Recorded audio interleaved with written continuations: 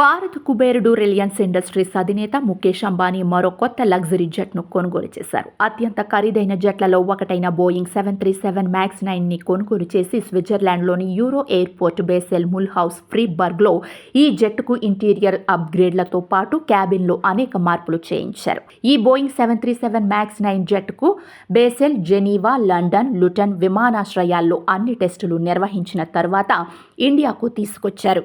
ఇది 9 గంటల్లో 6,234 కిలోమీటర్ల దూరం ప్రయాణించి ఢిల్లీకి చేరుకుంది.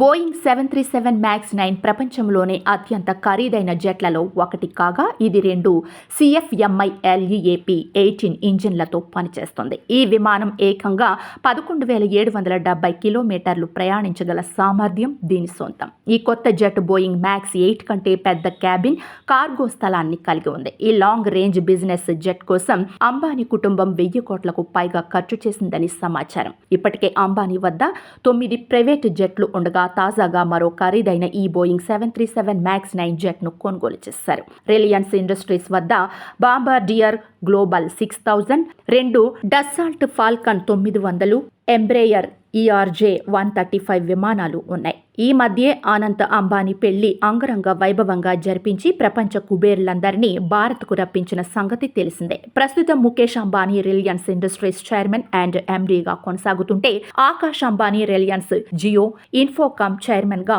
అనంత్ అంబానీ, ఇషా అంబానీ రిలయన్స్ బోర్డు చైర్మన్లుగా కొనసాగుతున్నారు.